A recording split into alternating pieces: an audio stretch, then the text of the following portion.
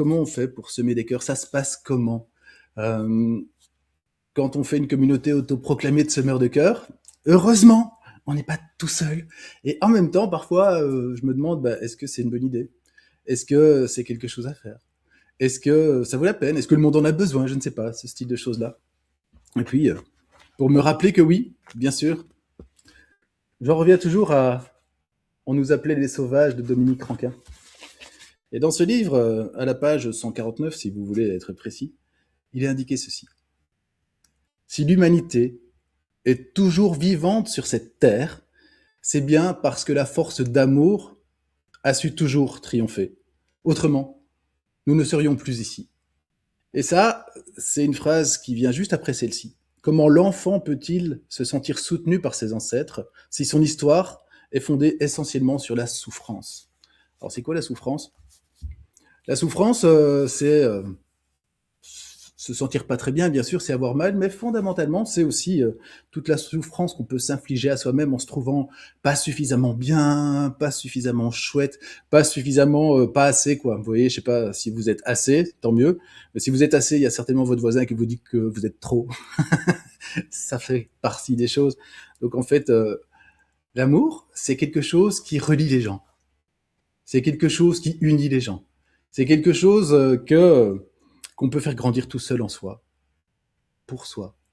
Et puis qui rayonne vers d'autres, et puis on peut les aider à eux-mêmes être bien, être heureux, être content d'être là, se sentir juste apprécié, aimé pour qui on est, ce qu'on propose, parce que fondamentalement, si on prend un peu de recul, on est forcément arrivé sur cette terre pour quelque chose, pour vivre plein d'expériences, forcément. Alors, sans vouloir nécessairement tomber dans un côté hyper mystique, l'expérience qui nous est donnée de vivre dans cette vie, quelle qu'elle soit, eh bien, c'est à nous d'en faire quelque chose de bien. C'est à nous de la prendre en main, c'est à nous de voir toutes les barrières qui nous sont mises peut-être au départ. Je suppose que vous en avez eu, moi en tout cas, je vous en parle même pas. Des barrières, j'ai l'impression d'en avoir eu toute ma vie. Et en même temps, c'est grâce à elles que je suis qui je suis aujourd'hui. C'est grâce à tout ce qui s'est passé de difficile. C'est grâce à tous ces moments de galère parfois que j'en suis arrivé à être qui je suis. Et c'est exactement pareil pour vous, forcément. Et pire, les plus grosses gamelles, les plus grosses galères, au final, sont nos meilleurs souvenirs. Vous pouvez en citer quelques-uns. Moi, j'en ai en tête des trucs qui se sont vraiment pas bien passés. Une grosse galère, par exemple, c'est j'ai commencé des études de médecine. Bah, j'étais jeune, forcément. J'avais 18 ans. Je voulais être médecin. Je me suis planté en première année, mais magistralement. Je suis content de voir que mes enfants ont passé le cap ou passent le cap, c'est pas mal. Mais moi, je me suis planté complètement. Et donc, je me suis réorienté. Et puis, pendant plein de temps, je me sentais pas bien de pas avoir réussi un échec pareil. C'était quand même fondamentalement horrible. Je me trouvais nullissime, évidemment. Et en même temps, 35 ans plus tard, enfin, on va pas faire les détails, quand je regarde mon parcours, je me dis, bah oui, en fait, est-ce que j'aurais été un bon médecin? J'en sais rien, mais quand je vois tous les gens qui, eux, ont fait médecine et sont médecins, je suis jamais tout à fait sûr que j'ai envie de la vie qu'ils ont, parce que moi, c'est pas qu'ils sont tous en burn-out, mais waouh, est-ce que j'aurais été là-dedans? Est-ce que je m'y serais senti bien? Alors que, pour finir, ce qui m'a été proposé par la vie, c'est d'écrire des livres, hein, vachement jeune. À 22 ans, j'ai écrit mon premier bouquin, quand même. Et puis j'en ai écrit plein depuis. Et là, par contre, là, je suis dans mon univers. Donc, merci la faculté de médecine de l'Université catholique de Louvain de m'avoir rejeté. Parce qu'au final, ben moi, je suis dans mon univers, en fait. Et puis, l'univers, il y a qu'à regarder derrière moi. Il est bien présent dans ma vie. Et lancer une maison d'édition, ça va tout à fait dans cette idée-là, même si peut-être, à mon âge, est-ce que c'est une bonne idée? Est-ce que c'est pas une bonne idée? On le saura. Ce qui est important, par contre, c'est que en faisant ça, d'une manière ou d'une autre, j'ai semé aussi dans ma vie un peu de cœur. Et ça c'est irremplaçable parce que au final, je suis content. Je suis content en mode contentement, c'est chouette. Et je suis aussi assez content d'avoir raté pour finir. Au moment même, je l'ai pas bien pris. Et puis, je pourrais dire la même chose pour d'autres situations de vie. Et vous, vous avez aussi des échecs, j'imagine. Comment ça vous a transcendé? Comment ça vous a changé? Comment ça vous a déployé des choses qui étaient pas forcément attendus à la base, mais qui peut-être font le fil rouge de votre existence ici. Et ça, c'est magnifique. Donc, semer des cœurs, c'est d'abord et avant tout s'en semer à soi-même. Le sujet du jour, c'est comment semer des cœurs. Quand je fais du coaching, parce que comme vous le savez, je suis coach, et que j'accompagne des gens, moi, ce qui m'a toujours fasciné, c'est aussi pour ça que j'écris des fictions, c'est les trajectoires de vie. Donc, comment, en tant que coach, on demande toujours à la personne, ok, d'où tu viens en fait? Qui es-tu? D'où tu viens? Quel est le souci que tu as aujourd'hui? C'est ce qu'on appelle la souffrance. Hein.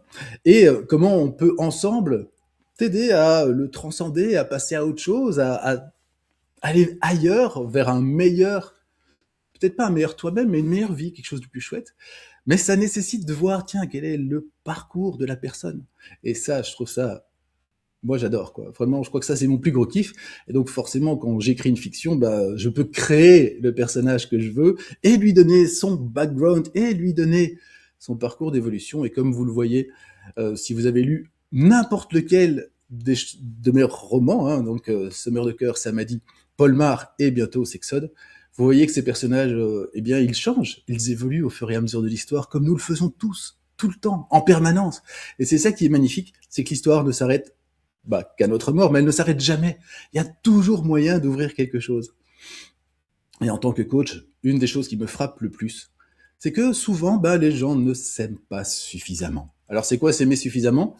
Eh bien, c'est être content d'être qui on est, content d'être comme on est, content de la vie qu'on a eue, content de la vie qu'on a, le plus possible, quelles que soient les circonstances extérieures, parce que peu importe s'il fait moche, si à l'intérieur, il y a du soleil, en fait, il y a du soleil dans la vie.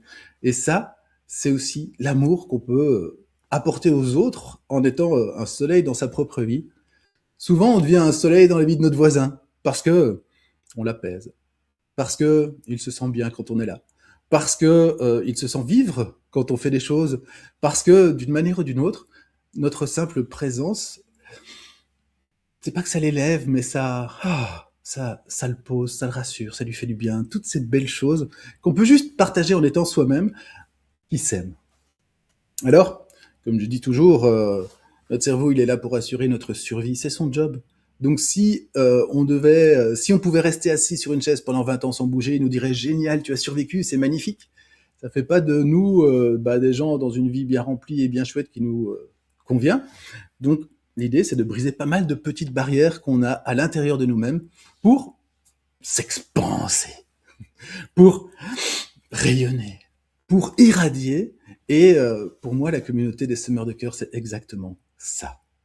Un endroit où on peut se sentir bien, un endroit où on peut s'exprimer, un endroit où petit à petit on se sent suffisamment bien pour pouvoir déposer des bagages qu'on a accumulés au fil du temps et pour pouvoir se retrouver entre personnes qui, à l'instar de Dominique Rankin, pensent qu'effectivement, l'amour a toujours triomphé. Et pourquoi c'est important maintenant? C'est pas plus important qu'à un autre moment dans la vie, c'est pas plus important qu'ailleurs dans le monde non plus. C'est pas plus important. Et en même temps, nous, on vit ici et maintenant. Donc c'est toujours de bons moments pour mettre plus d'amour dans notre vie, plus d'amour autour de nous. Et puis, partons de l'idée, comme toutes ces marques qui vendent 1 milligramme de quelque chose en plus, une goutte en plus pour changer le monde, changer une personne à la fois pour changer le monde, etc. Nous, c'est mettre 1 milligramme d'amour en plus dans chacune de nos actions, dans chacune de nos paroles, dans chacun de nos gestes, dans chacune de nos journées, dans chacune de nos interactions avec d'autres êtres vivants. Parce que, d'une manière ou d'une autre, si on devait remonter à la base, si on est venu vivre ici une aventure, une expérience, c'est pas pour se faire chier avec tout le monde. C'est pas pour vouloir imposer notre point de vue à tout le monde quand même. Non, non. Au contraire. C'est pour lui dire viens. Welcome. Comme tu es. Avec qui tu es. Et parfois c'est chouette. Parfois c'est moins chouette. Le tout c'est que ce soit ouvert. Suffisamment ouvert pour qu'on puisse en parler. Suffisamment ouvert pour qu'on se rende compte toujours, et j'insiste, qu'on a des choses en commun. Notre cerveau, il va nous faire regarder nos différences. Forcément, parce que lui, il repère ce qui n'est pas comme nous et il considère parfois que c'est un danger.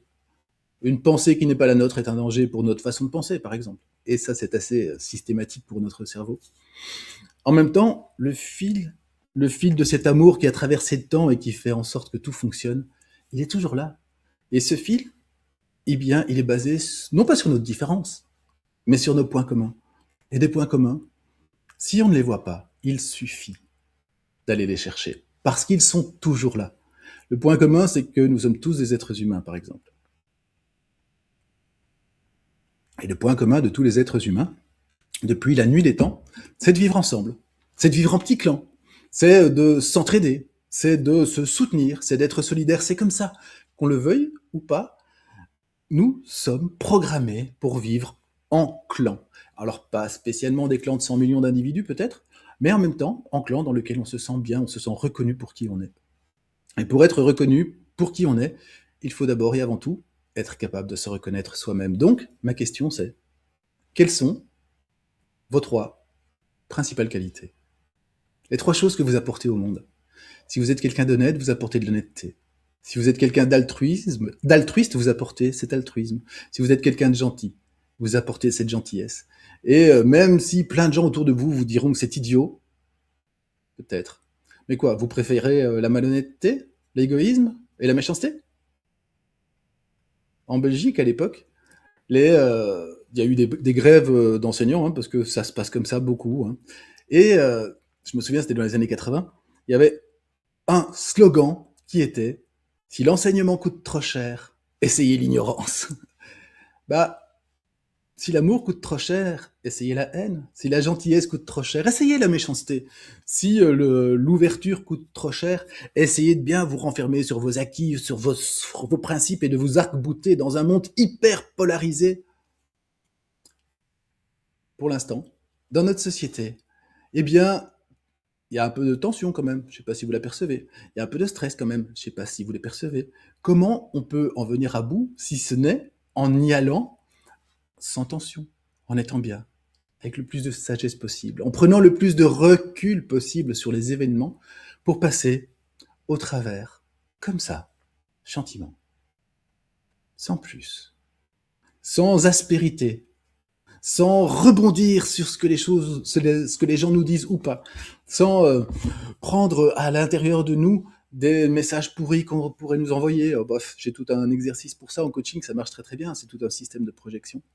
Donc tout ça, cette communauté des semeurs de cœur, c'est son objectif, c'est de promouvoir l'amour. L'amour de soi, d'abord, parce que si on s'aime pas, c'est compliqué de rayonner. Hein. L'amour de l'autre, ensuite, parce que lui aussi, s'il s'aime pas, c'est compliqué qu'il rayonne. L'amour de la relation qu'on peut avoir avec chacun, sa responsabilité, c'est-à-dire qu'on n'est pas responsable de toute la relation, on est responsable de notre partie, et lui de sa partie. Et puis l'amour peut-être simplement de la société telle qu'elle est, parce que il y a un sens pour nous. Si nous venons vivre cette expérience-là, bah, trouvons le sens. Si ça n'en a pas, trouvons-le. C'est la même chose. Si on voit des différences, trouvons des points communs. C'est un vrai travail. Mais c'est pas un travail si compliqué. Il faut juste dire à notre cerveau, ok, ça va, j'ai compris. T'es là pour me protéger, ok, ça va, stop. Moi, j'ai bien compris que le job de mon cerveau, c'est ma survie, et en même temps, donc mon cher cerveau, j'ai bien compris que ton job, c'est ma survie, mais en même temps, j'ai envie d'apporter autre chose dans ma vie. Ça nécessite juste de le regarder. On peut voir les 100 000 trucs qui fonctionnent pas, et aussi celui qui fonctionne. D'ailleurs, l'exemple que je donne toujours, c'est, imaginez, vous vous êtes maquillé, habillé, si vous êtes une femme toute mignonne, vous vous êtes super bien fringué, si vous êtes un homme parfumé, tout mignon. Vous allez à une soirée, il y a 100 personnes. Et sur les 100 personnes, 99 vous disent t'es ravissant aujourd'hui, oh comme tu es magnifique, oh quelle beauté, admettons. Puis il y en a un qui vous regarde de haut en bas et qui vous dit bah, c'est nul ton truc, comment t'as pu t'accoutrer comme ça, c'est n'importe quoi. Vous parlez de qui sur le trajet du retour à votre conjoint? Cette personne, sur les 100, a pris l'ascendant parce que votre cerveau a remarqué ah attention là je suis rejeté, ah attention là bah en fait être rejeté c'est être viré de son clan hein, fondamentalement pour nous, donc notre cerveau va nous dire attention ça va pas, qu'est-ce que je dois, et il oublie les 99 autres. Mais vous pourrez aussi dire à votre cerveau, ok, d'accord, il y en a un qui était de mauvais poil, peut-être que sa femme ou son mari le matin lui a fait une remarque qui lui a pas plu, j'en sais rien, quelque chose, mais ça ne me concerne pas. Et puis cette personne, elle a dû sortir son trop-plein de venin parce qu'elle était pas bien, et puis c'est tombé sur vous. Peut-être sur d'autres aussi d'ailleurs, hein, dans la soirée, peut-être qu'elle a été odieuse avec tout le monde, cette personne, c'est possible. Mais vous pouvez aussi lui dire ok. Enfin, vous dire ok, peu importe en fait. Les gens peuvent être comme ils sont. Et en même temps, j'ai 99 personnes qui ont dit c'est chouette. Et ça se remplace pas. Donc, ce groupe autoproclamé des semeurs de cœur, bah moi j'imagine toujours qu'on va être des milliards, forcément. En même temps, pour l'instant, on est un tout petit groupe. Un tout petit groupe. Peut-être un trop petit groupe. Mais en même temps, c'est comme quand on lance un caillou du haut d'une montagne. Eh bien, il y a des premiers flocons qui s'agrippent comme ça, et puis grâce à eux, il y en a d'autres qui vont se mettre et ça va faire une boule de neige, ça va faire une énorme boule de neige, et peut-être une avalanche d'amour sur ce monde bientôt, c'est ce que je nous souhaite. Mais là, vous qui regardez ce live, vous êtes déjà des petits flocons. Et franchement, pour ça, je vous remercie. Je vous honore dans la mesure du possible, et je me dis, ouais, ça vaut la peine, c'est chouette. C'est pas une vue de l'esprit débile, c'est déjà un petit quelque chose ensemble où cet amour commence à grandir gentiment entre nous. Donc je vous invite à vous échanger des messages. Là, je suis pas en train de regarder en même temps les messages parce que je ne sais pas tout faire, mais bonjour, bonjour à tous ceux, à toutes celles qui sont déjà là parce que c'est super important. C'est juste magnifique d'ailleurs. Et en même temps, hop, je vais regarder. Ouais, j'ai 5 personnes en live. Bonjour à vous 5, parce que vous êtes déjà la base. Et grâce à vous, ça grandit. Ça va grandir et peut-être dans un an, on sera 5000 et peut-être dans 10 ans, on sera 3 millions, peu importe. C'est vous, pour l'instant, qui est important. Et ce qui est important, c'est de se dire, tiens, comment on passe de la théorie à la pratique? Parce que c'est bien de dire que on va aimer tout le monde. Ouais, ok, admettons. Comment on fait? Comment on fait? Et donc, dans la pratique, mettre 1 milligramme d'amour en plus dans la vie des gens, c'est plein de petites choses. Donc moi, je voulais juste partager comment moi je fais pour mettre un peu de milligrammes d'amour en plus dans la vie des gens. Premier truc, je souris beaucoup. On m'a toujours dit que je souris beaucoup. D'ailleurs, je pense qu'au final, j'aurais des rides là et là. Parce qu'il faut sourire des yeux, c'est l'idée. Sourire que de la bouche, c'est bien, mais quand les yeux sourient avec, là d'un coup, hein, ça fait fondre, c'est mieux. Sourire, c'est un truc que je fais. Et donc, en psychologie positive, il y a même un truc pour ça. Si jamais, parce que le sourire donne le message à notre cerveau que c'est chouette. C'est le principe. Donc si jamais vous ne souriez pas assez, faites le truc qu'il propose en psychologie positive. Mettez un crayon dans votre bouche. Mettez un crayon dans votre bouche, ça force un petit peu vos zygomates à se relever, et là, vous envoyez à votre cerveau le message que vous souriez. C'est con, mais ça marche. Gentiment, ça marche bien. Deuxième chose, ne pas rester coincé sur des trucs qui vont pas. Tous les soirs, et ça je vous invite à le faire si vous ne le faites pas encore, mais Florence Servan-Schreiber avait écrit un bouquin il y a une bonne dizaine d'années, 3 kiffs par jour. Quels sont les 3 chouettes choses qui se sont passées dans votre journée? Vous faites juste la liste avant d'aller dormir, comme ça vous rentrez dans le monde des rêves avec des bons messages, des bons souvenirs, des belles choses, de l'énergie positive. Et de plus en plus, partez de l'idée qu'il ne faut pas que ce soit spectaculaire ou exceptionnel. Le café du matin, quand vous vous posez, enfin le café, le thé, peu importe, mais quand vous vous posez et que vous dites ah, un kiff. Vous appelez un ami, 2 kiffs.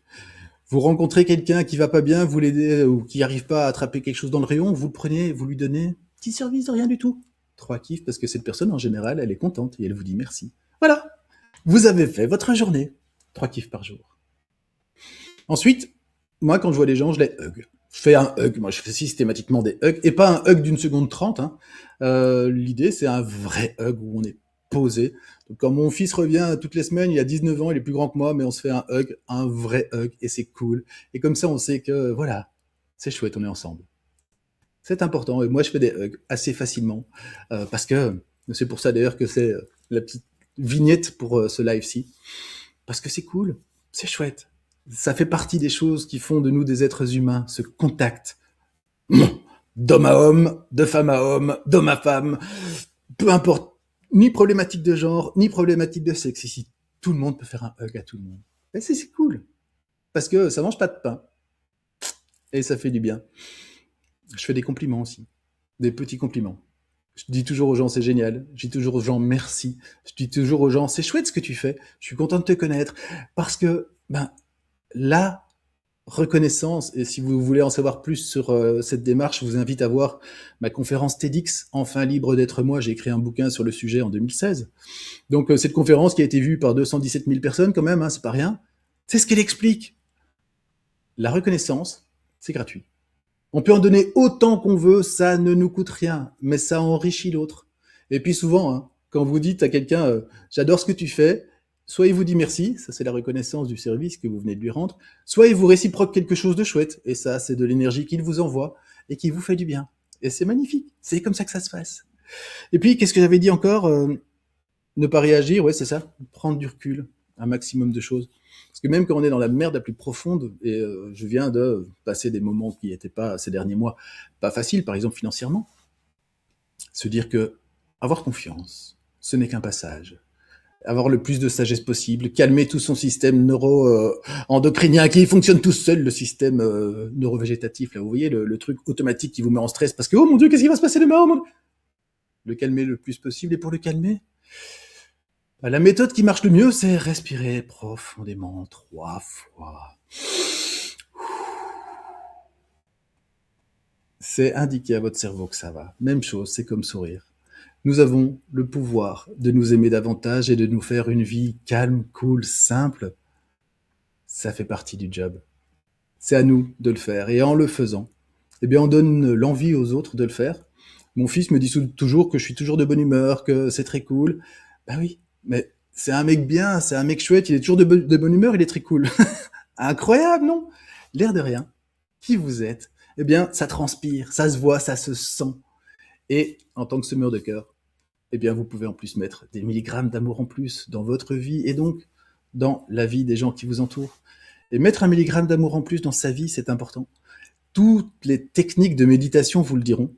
En tout cas, toute la philosophie qui va derrière, c'est si tu t'équilibres, tu équilibres le monde. Si tu te donnes un peu d'amour, tu donnes de l'amour au monde. Si tu commences par prendre soin de toi, tu prends soin de l'univers tout entier.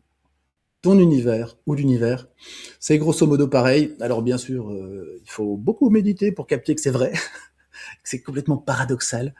Mais plus on médite, et plus on se rend compte que, bah oui, il y a un truc là, il y a cette espèce de souffle de vie qui fait partie de l'univers tout entier et qui est aussi en nous, qui nous amène à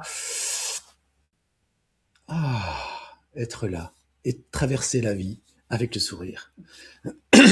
Mon ami Serge Eveco me le dit souvent, et d'ailleurs c'est dans Samadhi, traverser la vie comme un hôte, profiter du spectacle, profiter de la vie, donner autant qu'on peut, le plus qu'on peut, au plus de gens possible, et peu importe s'il n'y a pas de retour, c'est le concept de l'amour non égoïste, on s'en fout en fait, parce qu'on est content, content d'être là, content d'être quelqu'un de bien, le plus content possible.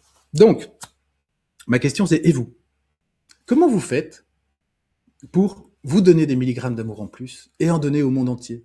Donc je vous invite à mettre en commentaire comment vous faites, et puis j'ai une question pour vous. Qu'est-ce que vous aimeriez trouver dans Semeur de cœur? Qu'est-ce qui vous ferait du bien? Qu'est-ce qui vous apporterait quelque chose? Qu'est-ce qui vous donnerait envie de faire partie de ces flocons et de faire grandir cette boule de neige pour que ça devienne cette fameuse avalanche d'amour dans le monde? Qu'est-ce que je peux faire pour vous servir? Qu'est-ce que vous attendez que je pourrais, je sais pas, imaginer en tout cas. Mettez en commentaire tout ce que vous avez en tête. Qu'est-ce qui serait bien pour vous, pour la communauté des semeurs de cœur, et dans la mesure de mes moyens, je le ferai. Dans la mesure de ce que je peux faire, je le ferai. Dans la mesure de ce que je peux donner, je le donnerai avec beaucoup de plaisir. Et c'est tout le bien que je nous souhaite, c'est tout le bien que je vous souhaite, parce qu'on n'est pas là, dans cette vie, pour souffrir. C'est pas l'objectif. Au contraire, profitons de tous ces moments où ça va pas, pour les transformer, ne pas y réagir, les traverser en se disant que demain ça va bien, et développer notre confiance. Confiance en nous, confiance en l'autre, confiance dans ce qui gère ce monde, confiance dans la vie en général. C'est tout le bien que je nous souhaite. Et c'est tout le bien que je vous souhaite.